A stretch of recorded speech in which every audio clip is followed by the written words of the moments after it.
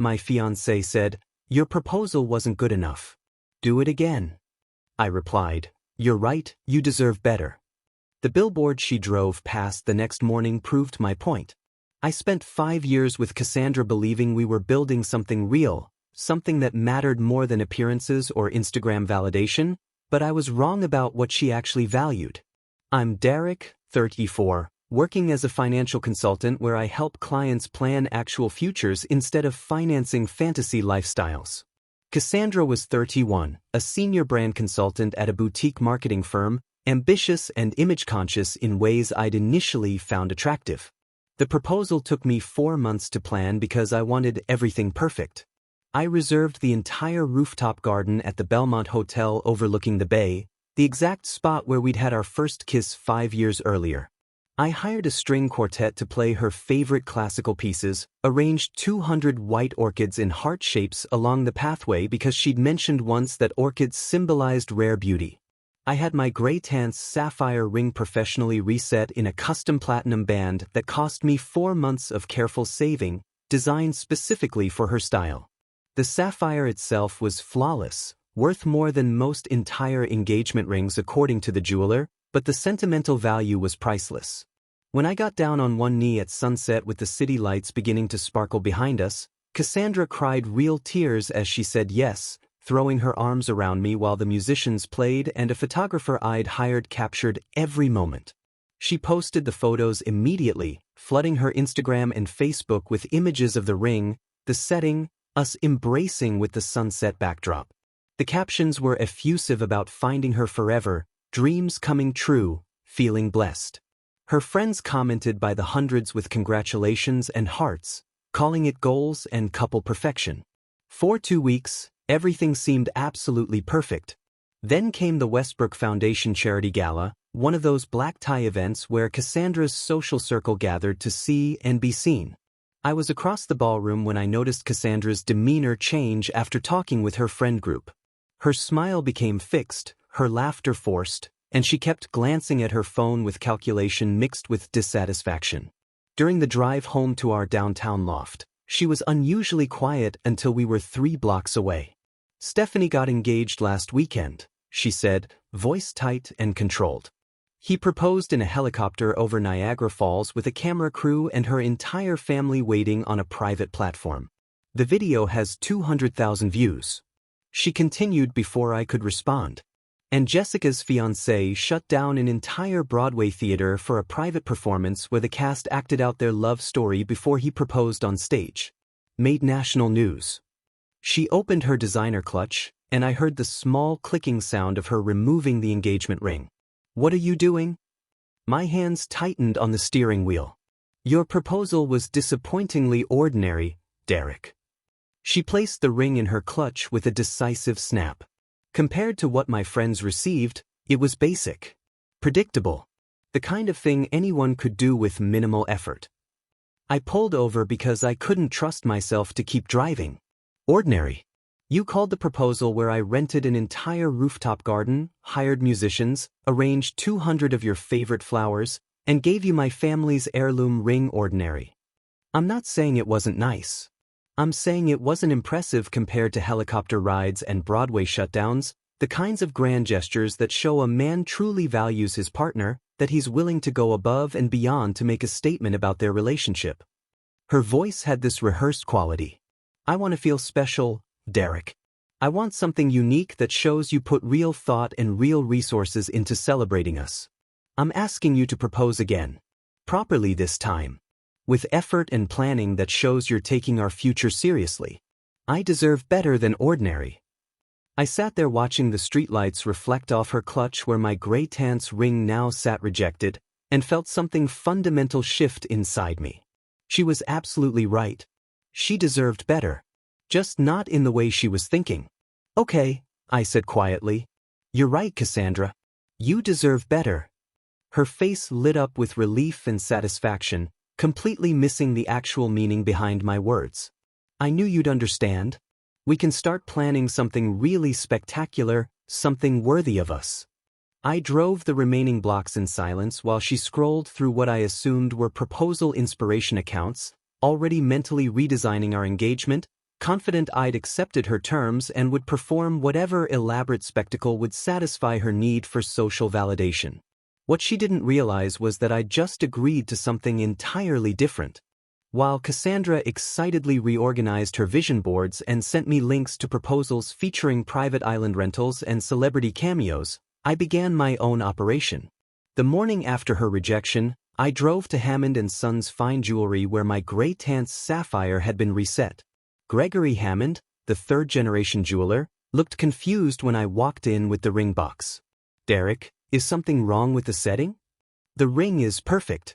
The woman who received it wasn't." I explained everything while Gregory listened with increasing disbelief. "She called your gray tance sapphire ordinary? That stone is museum quality, and she rejected it because her friends got helicopter rides." He shook his head. "I need documentation. Original appraisal, photographs, receipts, anything establishing the ring's value and thought process." Gregory spent an hour pulling files, providing detailed statements about the consultation process, my specific design requests, and the sapphire's historical significance. "Whatever you're planning, I hope she realizes what she threw away." Next I met my law school roommate Marcus at a quiet coffee shop. Marcus specialized in family law and property disputes, understanding engagement ring legalities better than most attorneys. "Conditional gift law," he explained. "In our state, an engagement ring returns to the giver if the recipient breaks the engagement. She gave it back voluntarily, strengthening your position." I explained my billboard idea, watching his expression shift to barely suppressed amusement. "You want her rejection on digital billboards along her commute? That's unprecedented." He researched for 20 minutes. "Truth is absolute defense against defamation. If everything you display is factually accurate, which these documents support, you're protected under First Amendment rights." She made the rejection public on social media, reducing her privacy expectations. "Just stick to facts and truthful statements." Armed with legal clearance, I contacted Premier Outdoor Advertising, the company managing digital billboards along Interstate 94 that Cassandra drove daily. The account manager Rita perked up when I explained my plan. "Your fiancée rejected your proposal because it wasn't Instagram-worthy, and you want billboards displaying her rejection?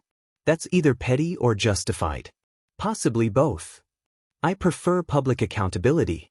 How many boards and what timeline?" Rita checked her system. 5 premium digital boards along the 94 corridor, 15-mile stretch to downtown. Each rotates every 8 seconds. Your content appears 4 times hourly during commutes. High resolution, impossible to miss. The cost equaled 3 months' salary, but I'd been saving for a wedding that wasn't happening. Money well spent. Rita needed content within 48 hours for legal review. I transferred Gregory's documentation, screenshots of Cassandra's social media posts, and text messages where she'd called the proposal inadequate.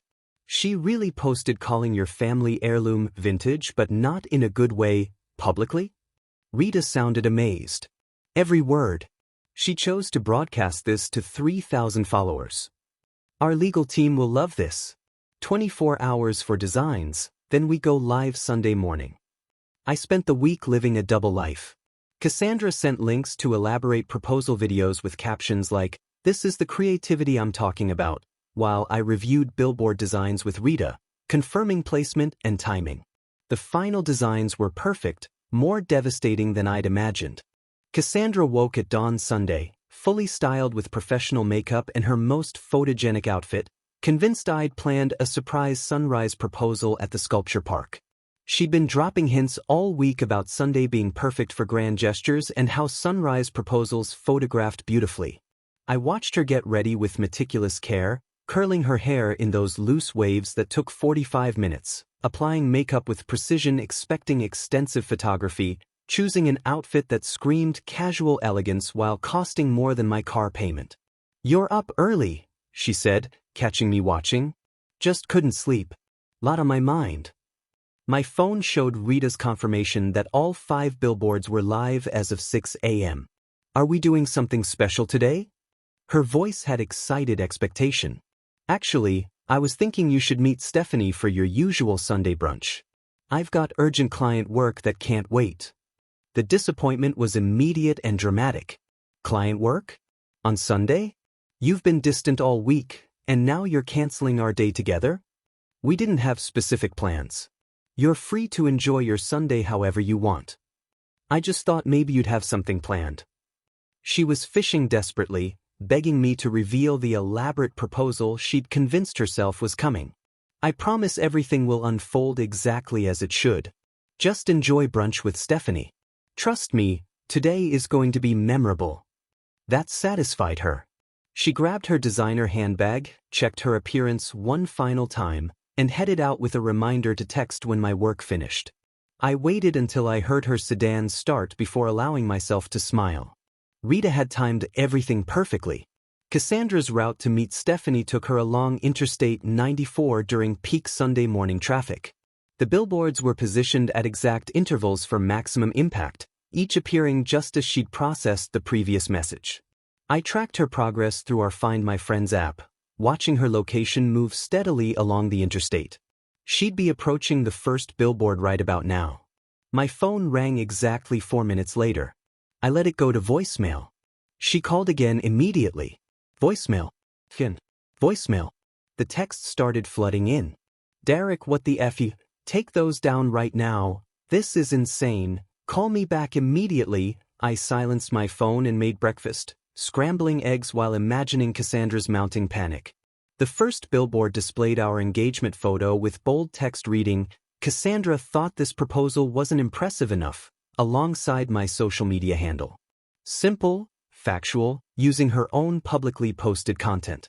The second billboard, 1 mile later, showed screenshots of her texts to friends calling my effort embarrassingly cheap for someone his age, and the ring practice for the real proposal. I'd redacted her friends' names, but Cassandra's words were displayed in full brutal clarity, her own text bubbles enlarged to 15 feet tall. The third billboard featured her deleted Instagram story from 2 a.m. after the gala, the ring photo with caption, "Vintage but not in a good way," and "Waiting for the upgrade I actually deserve." I'd recovered it from a mutual friend who'd screenshotted before deletion. The fourth billboard was my favorite. It showed timeline of proposal planning, Gregory's documentation of custom ring design, receipts showing 4 months savings, photographs of rooftop garden reservation and musician contracts. Text read, "Derek invested 4 months of planning and his family's heirloom sapphire. Cassandra invested 2 weeks before demanding a do-over." The final billboard before her downtown exit was simple, elegant text. "Derek is officially single. No grand gestures required for genuine love." The heirloom ring will be donated to the Women's Haven fundraiser auction to help women rebuild their lives after leaving toxic relationships. Below that, my social media handles and QR code linking to a website documenting everything with full receipts, screenshots, and timeline. Nothing editorialized, just chronological facts. My phone showed 43 missed calls and over 100 texts by breakfast. Cassandra's messages evolved from anger to panic to desperate bargaining.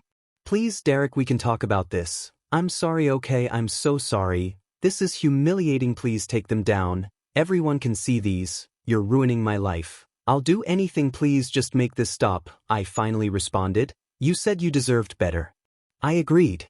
Now everyone else can see exactly what kind of better you were asking for.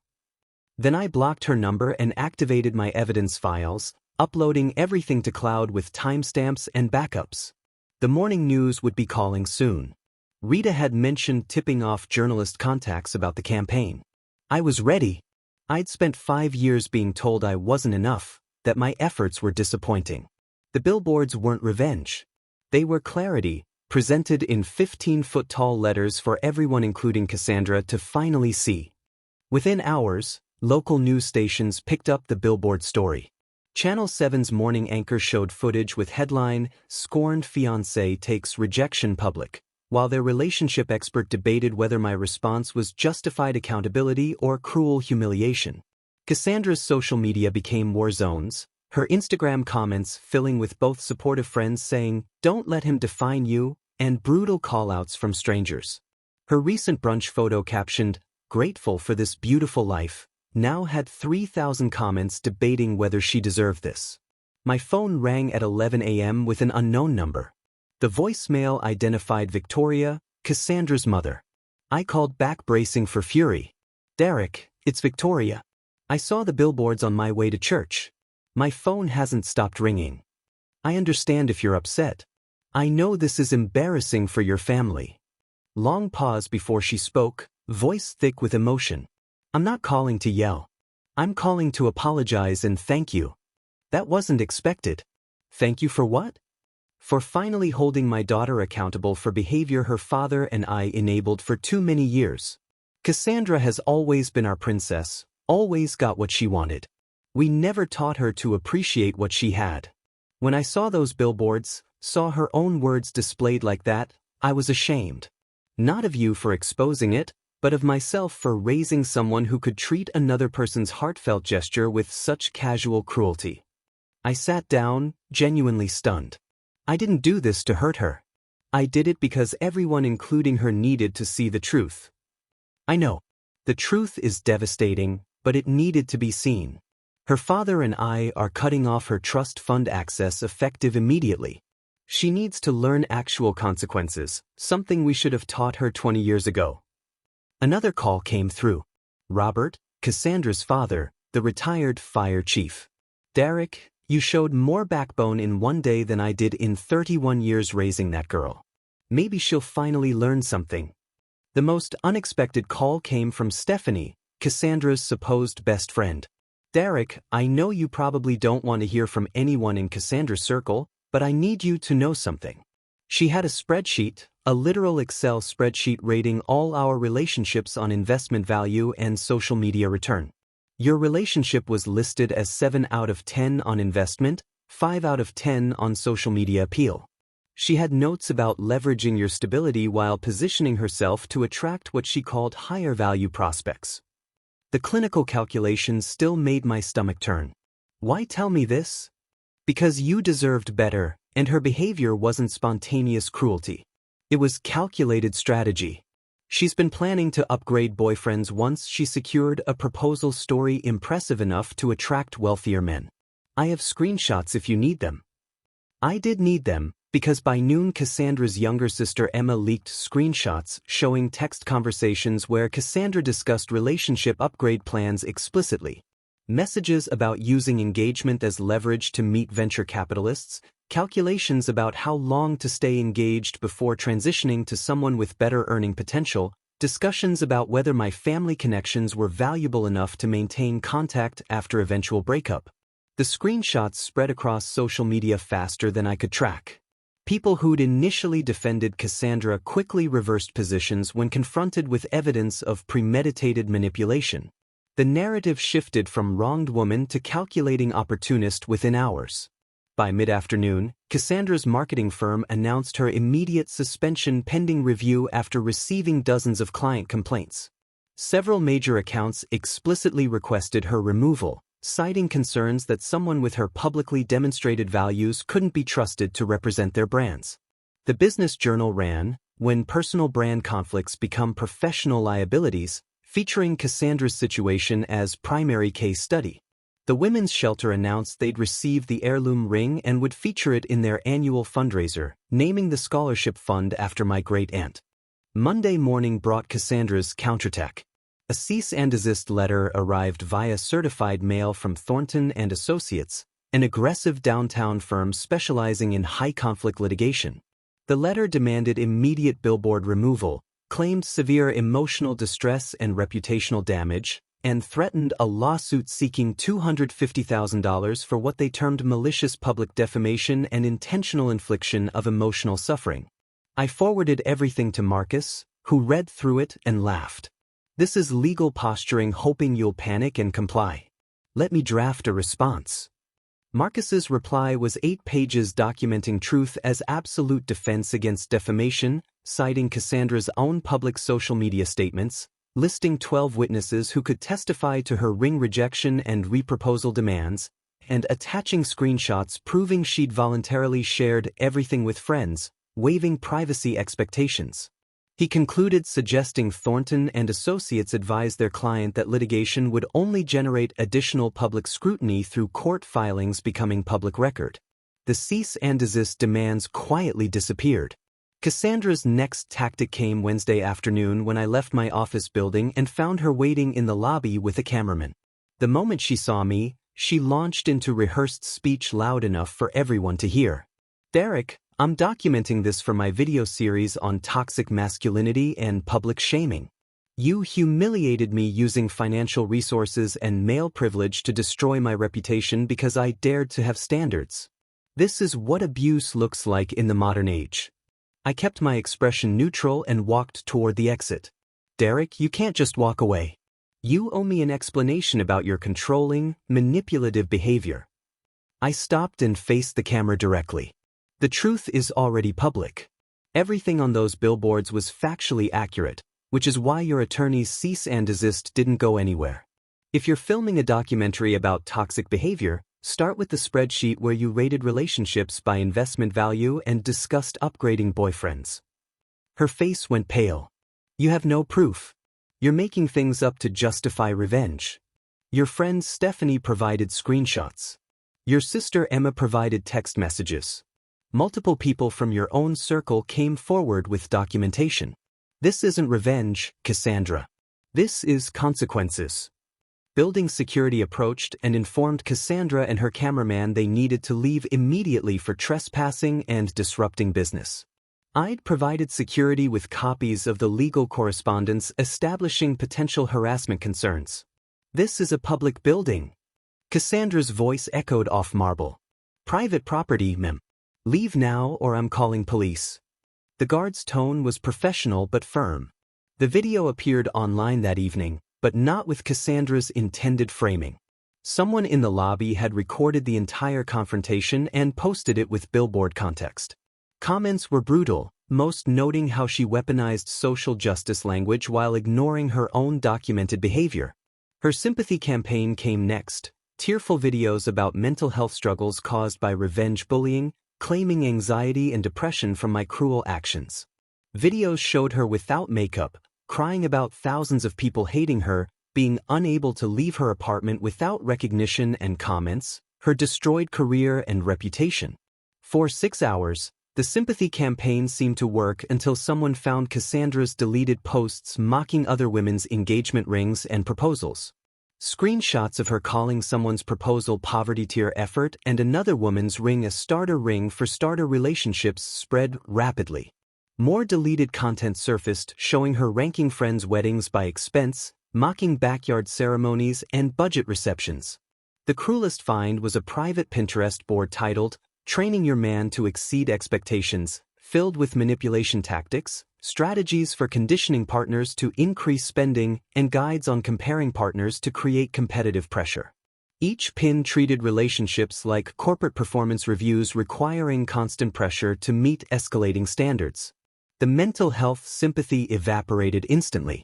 People who defended her turned with renewed fury, pointing out that weaponizing mental health while showing no empathy for others she'd mocked was exactly the calculated behavior the billboards exposed.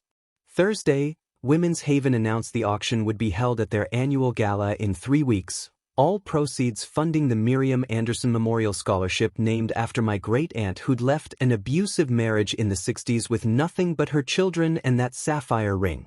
The narrative was perfect, the ring's journey from my great-aunt's resilience symbol to funding other women's freedom, while the woman who'd rejected it as inadequate faced consequences.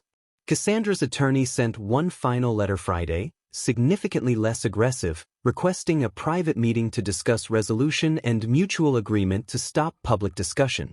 Marcus advised declining. She wants silence because every day more evidence surfaces. You have no obligation to help her make this go away. I sent brief response through Marcus declining any restrictions on discussing my own relationship experiences, suggesting if Cassandra wanted this to stop being news, she should stop creating new content trying to control the narrative. The Billboard campaign's second week brought shocking developments when Trevor Williamson, a name I didn't recognize, posted a detailed account of dating Cassandra during graduate school 3 years before we'd met. Trevor described 18 months together until she'd started calculating his earning potential. He'd planned nonprofit environmental consulting, which she'd initially claimed to admire until she met me at that mutual friends party, learned I was in corporate finance with higher earning trajectory, and suddenly Trevor's career became a deal-breaker. Screenshots showed their final conversation where Cassandra explicitly told him, "I need someone whose ambition matches mine financially, and your passion for saving the planet doesn't pay enough for the life I want." She'd ended their relationship 3 days later and started pursuing me within the week. Trevor's post concluded, "I thought I wasn't good enough. Turns out I dodged a bullet. Derek, you did everyone a service." His account opened floodgates. Within hours, more people from Cassandra's past emerged with similar stories. A college boyfriend posted about her ranking fraternity guys by family wealth and future earning potential, literally maintaining a spreadsheet sophomore year. A former roommate shared screenshots of Cassandra's calendar from 2 years ago where she'd color-coded dates by guys' estimated net worth: green for high-value targets, yellow for acceptable placeholders, red for charity cases being phased out. Multiple former friends described Cassandra measuring friendships by Instagram engagement rates and social capital, dropping people whose follower counts didn't meet standards. One woman posted about being Cassandra's best friend through high school until college acceptances, when Cassandra ghosted her for choosing state school over private university. She told me I wasn't worth maintaining friendship with because my college choice would make her look less ambitious by association. The most damaging revelation came from Emma posting why she'd leaked those screenshots. Emma described years watching parents enable Cassandra's entitlement, how Cassandra received a new car at 16 while Emma got their mom's sedan, how Cassandra's college tuition was fully paid while Emma took loans. Emma's post included photographs of a journal found while helping Cassandra pack after the marketing firm suspension, documenting Cassandra's relationship strategy with me. One entry from 14 months ago read, "Derek is adequate for now, stable income and good connections, but I need to leverage this engagement into access to venture capital circles before transitioning to someone with real wealth potential. The proposal needs to generate social media traction that attracts better options." Another entry detailed staying engaged 6 to 8 months would give enough credibility to start dating tech executives while maintaining me as backup. She'd written about the gala, "This is my opportunity to demand more and see if Derek steps up. If not, then I have justification to upgrade guilt-free." Emma's caption, "I love my sister, but I can't watch her destroy good people anymore. Derek deserved to know this wasn't love, it was strategy." The journal screenshots went viral immediately. Relationship psychologists started using Cassandra's case as teaching example about narcissistic personality patterns. Her marketing firm announced termination Friday afternoon for violation of professional ethics standards. Victoria called Thursday evening, voice heavy with exhaustion. "Derek, Robert and I found a therapist specializing in narcissistic personality disorder. We're doing family sessions because we're acknowledging we created this problem by never holding Cassandra accountable. Reading how she viewed you as placeholder and strategy broke my heart. You loved our daughter genuinely, and she saw you as resource to exploit. I'm so sorry. I hope the therapy helps her," I said quietly. The therapist said narcissistic patterns are difficult to change, especially when reinforced for decades. But at least now Cassandra faces real consequences instead of being protected from them. The Women's Haven fundraiser gala took place 3 weeks after the billboards went live, sold out with media coverage far beyond typical annual events. The heirloom sapphire was auction centerpiece, displayed with placard telling my great-aunt Miriam's story. Bidding reached $48,000, far beyond appraisal, because people bid on the story as much as the stone. The winning bidder was a woman who'd left an abusive marriage and rebuilt her life, who told me owning a piece of Miriam's strength felt meaningful to her journey. The scholarship fund ended with over $200,000, providing full funding for job training, education, and housing assistance for women leaving abusive relationships. 3 months after the billboards came down, Cassandra relocated to Phoenix where her aunt owned a small boutique retail business. According to Emma, Cassandra took a position as assistant manager making $38,000 annually, a significant decrease from her previous salary but apparently the only opportunity available given her professionally toxic reputation. Her social media presence, once carefully curated luxury lifestyle content, had transformed into generic inspirational quotes about finding yourself and growing through adversity, the vague positivity people post when rebuilding an image without acknowledging what destroyed it. I received a formal letter 6 weeks after her relocation, forwarded through Marcus. The letter was from Cassandra's therapist, Dr. Patricia Ramos, written with Cassandra's permission. Dr. Ramos explained Cassandra was receiving intensive therapy for narcissistic personality patterns and social media addiction, twice-weekly sessions focused on developing genuine empathy and understanding how her behavior harmed others. The letter acknowledged Cassandra was slowly beginning to accept responsibility, though Dr. Ramos noted meaningful personality change would require years of consistent work and that Cassandra wasn't ready for direct communication, as her emotional state remained too focused on her own suffering rather than genuine remorse for harm caused. I appreciated the clinical honesty and filed the letter without responding. Victoria and Robert sent a handwritten note a week later thanking me for doing what they'd failed to do as parents.